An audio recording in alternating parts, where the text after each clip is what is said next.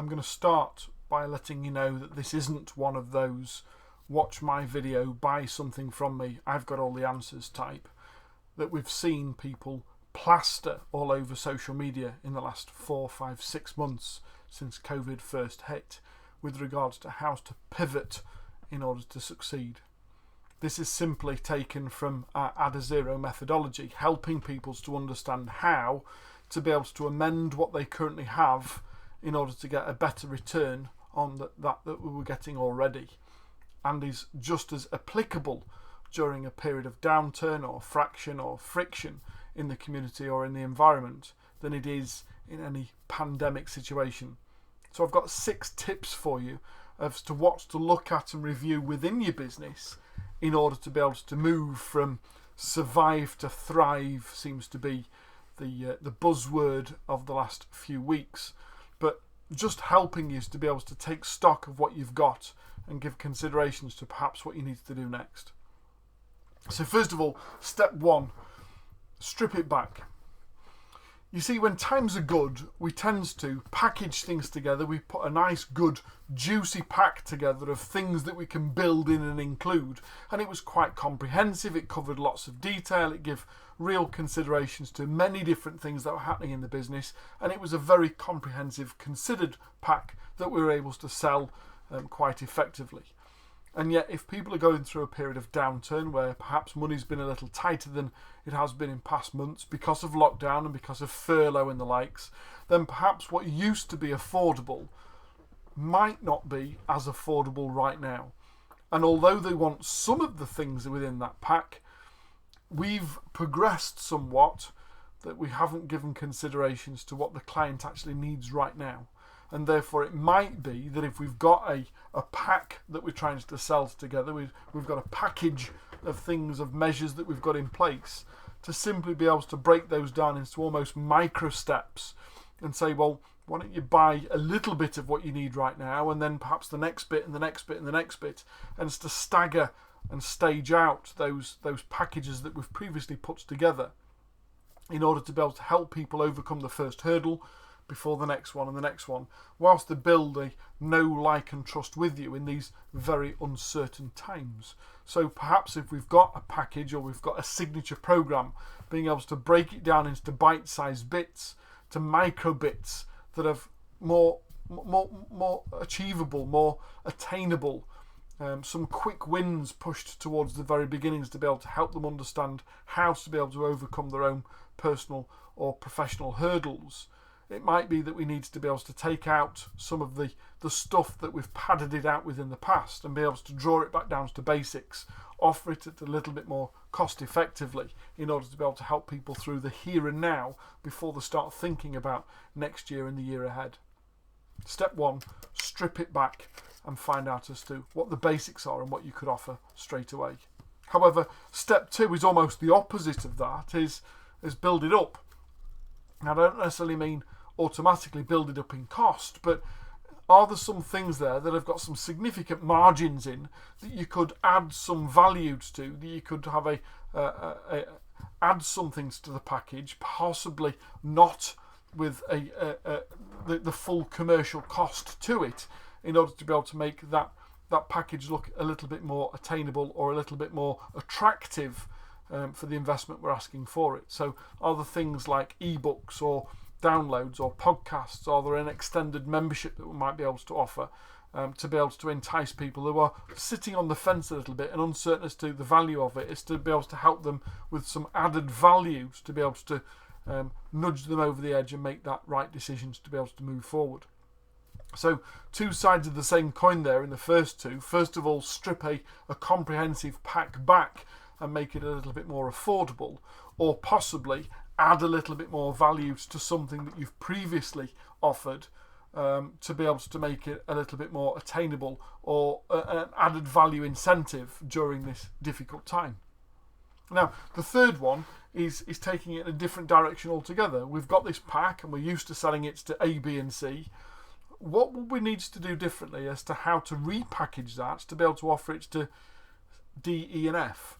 Could we take what we've currently got, or elements of what we've currently got, and package it and start to market to a different audience. And it might be that you then partner or joint venture or associate membership with somebody else in order to be able to sell it to their list or to their clientele, and vice versa, be willing to be able to collaborate with them to offer something else to your existing customers and clients. So it might be that step 3 is simply repackaging what we've got to make it more attainable or interesting or of relevance to a different market, and then obviously give considerations to how you're going to build that know, like and trust with the relationship in order to be able to get them to make that buying decision. And it could very well be that the quickest and easiest method to do that is to partner with somebody just temporarily, unless it works particularly well, and then you could consider being able to roll it out further, but to partner with someone that's already got a relationship with that audience and be willing to do so in return also, to be able to start to cross-sell and upsell each other's products or services into an existing list. Now, the next one, the 4th one, is probably a little bit more complex and might need just a little bit of consideration, because it's all about remodeling the business in order to become more available to our customers and clients. And that comes down to the fact that when we went into lockdown, a lot of business was still done face-to-face on the high street, walking into shops, walking into businesses, done in a physical environment. And yet during lockdown, we were unable to be able to do that. Many businesses just simply closed temporarily, furloughed their staff. The government have obviously provided us with a number of different handouts or support packages that have been made available to the majority of, but not necessarily all of, businesses, with the hopes to be able to compensate in some degree or another until such a time as people were able to open their doors again. And yet what we've seen over the last 4, 5, 6 months is this huge shift to people who weren't willing to be able to do trade online, to subsequently being forced into being able to use one of these and a microphone and trade online. The estimates from the city suggest that it's taken about a generation's worth, almost a decade's worth of evolution to pushing people to online purchases and online engagement, and compacted it into just a little over a quarter. Not a quarter of the time expected, but they envisage that it's taken about 10 years worth of evolutions to move towards online as a solution, and compacted it into about 14 or 15 weeks as we went into lockdown. Now the simple fact is that the longer we were in lockdown, the longer we've been into this protective environment of social distancing, of being at risk and having to wear facial coverings and the likes in communal buildings and in communal areas, the more comfortable people are now becoming with digital intervention, with doing things online. And that does mean that there's going to be a longer term impact for people not willing to, or just simply no longer wanting to go back to that physical engagement on the high street, which suggests that if you've been hanging on for the product or service that you usually sell face to face and waiting for all of this to be over, there's a damn good chance that that model is probably flawed right now and is likely to be ongoing. The majority of people have now moved to a digital offering, and although there are some things that simply can't be done digitally, there's much that we've now learned how to do and adapted to do digitally. The likelihood of the high street being a thriving Saturday afternoon as it has been in the past are distant memories. This is the new normal, and unless your business model has adapted to the way in which people are now consuming information, consuming services or products, how they are making buying decisions, unless you've adapted to the environment that people are now living in rather than just your business is in at present, then there's a chances are that you're already behind the curve with regards to where some of your competition have already moved towards. It's about learning how to adapt what it is that we do in business to the environment that we're in and to the clientele and their buying and purchasing decisions. We've got to be far more conscious of the fact that while ever Jeff Bezos is encouraging people to buy the whole life on Amazon, for every time that they have a successful purchase engagement, for every time that they make that decision to buy it digitally rather than physically, and it meets or supersedes their expectation, it's adding fuels to the fire that becomes the go-to place next time they want to be able to make a purchase. We're going to see millions and millions of people shift towards, can I buy it online and have it delivered quickly to my home address in a place of safety, in COVID-protected environment, far, far more than, but I've got a relationship with George on the high street and I'd love to be able to see George. The whole dynamic of how people are now living their lives has been changed significantly and quite superficially by what's happened with COVID. And yet the more that we live in this environment, the more that we start to accept it, and therefore the more that the business model has to change to appreciate that, as opposed to hanging on for back to business as normal, because quite frankly I'm not quite sure what the new normal is ever going to be. And on that, I think we've just got to be able to give considerations to, I call park what's not to drive forward and drive what is. And what I mean by that is there are many businesses out there that had a very, very productive, effective, profitable business pre-lockdown. And whilst the government have been in some way generous to many in terms of the level of support that they've put out there and committed, I'm not suggesting that for any reason whatsoever that everyone's been able to be positively impacted by that. But on the whole, there's been a significant amount of support from the centre to try and help business in general to be able to get through this. But as we move from a lockdown, and potentially with the risk of another one pending, we've got to be able to understand that the old high street, the old method of doing business, the old manner in which we all did business is now of a pre-COVID era. And that the during COVID and the potential post-COVID era isn't going to go back to what it was before this happened. This is now a monumental place in history that's changed the way in which we operate and operate our daily lives, no matter how we do business.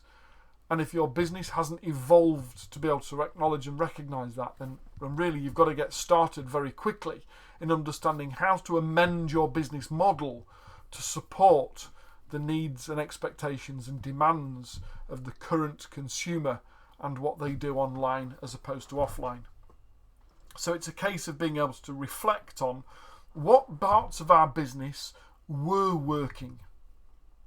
What was the real profit margin in our business? What we were driving the business forward with? Is that still working? And if it's not, and there's a good chance that it's not the way in which it was, can I amend what it was that I was doing in order to meet the current demand? Or, in some cases, this is going to be far more far-reaching than others. Have I actually now got to park that, shelve it, stop trying to push something that simply isn't available or desirable right now, and move the models to supporting something that is? You see, we are all a customer of many other people other than you or I. Not all of my salary gets spent with you, and vice versa. Not all of your salary will be spent with me. But we are all spending salary. So where else are they spending money right now? And what is the priority to them? And if we've already got a relationship with them, if they're already an existing or a previous customer pre-COVID, what do we need to do differently to maintain that know, like, trust, purchase balance, purchase relationship with them?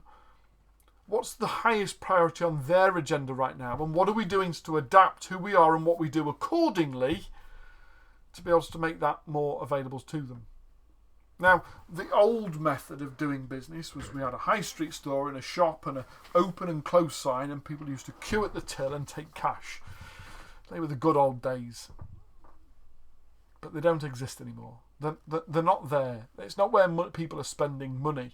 You've only got to look at trading over the last 6 months to be able to see how much money is continually being spent on a day-to-day basis online.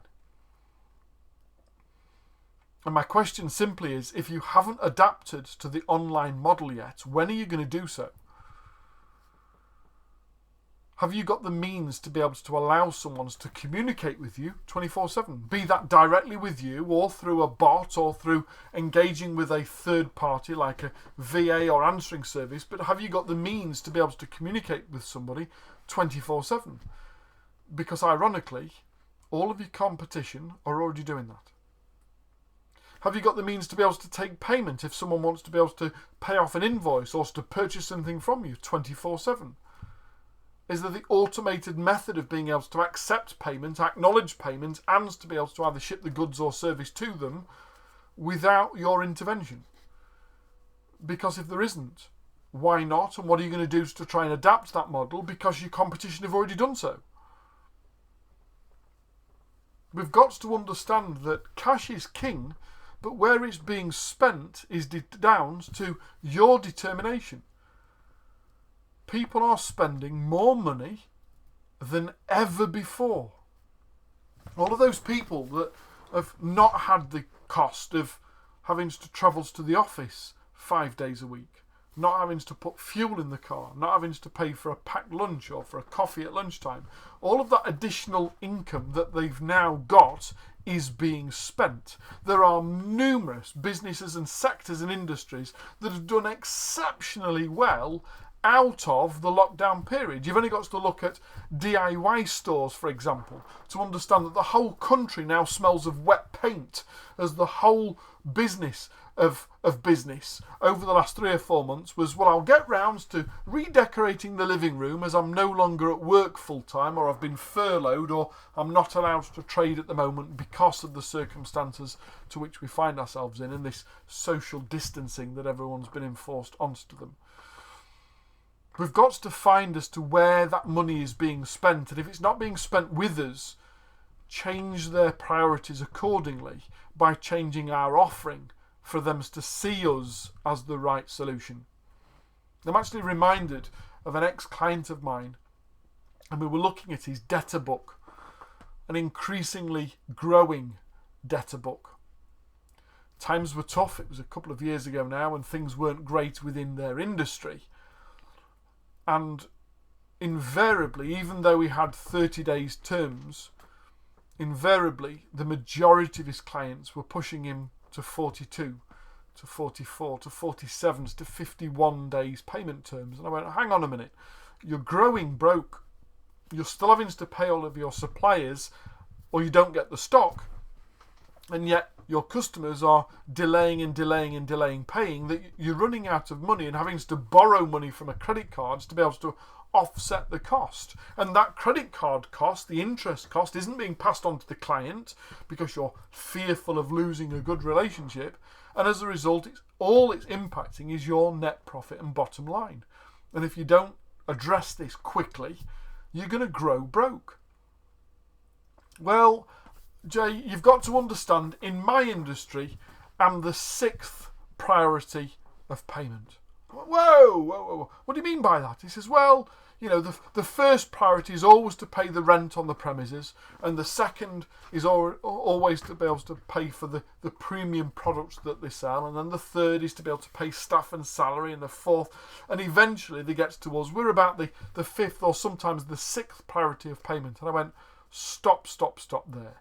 I don't disagree that we all have a priority of payment system, but the very fact that when you're issuing the invoice that you're automatically accepting that they're only going to pay you after they've paid 5 other people almost tells them to do so. What do we need to do in order that we become the first or second at least priority of payment? How do we ensure that the relationship with others is such that come hell or high water our invoice gets paid? What do we need to do differently? How do we need to amend the way in which we do business in order to help educate our customers and clients how to do business with us? Because otherwise, it's not a business, it's a charity. And ironically, if I haven't got a charity number above the door or I'm applying for grants every year, I can't run a sustainable business.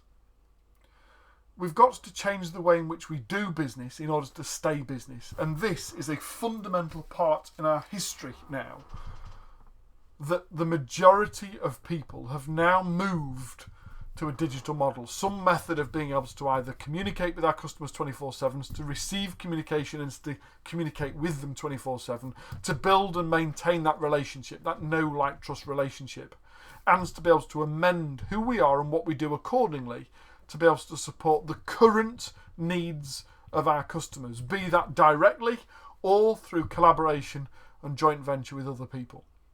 But we've got to look at the model and say, if it's not working, stop waiting for the world to try and go back to what it was that was working pre-COVID. Because we now live in a current COVID, in a post-COVID era. And that means that people's buying habits, methods of purchase, methods of receiving and passing goods has changed forever. And we've got to adapt to that new model if we want to be part of this brave new world. I hope that helps. That's JLM from My True North. I look forward to speaking to you again real soon about how to be able to scale you and your business, possibly by applying our Add a Zero proven methodology. Take care and I'll see you soon.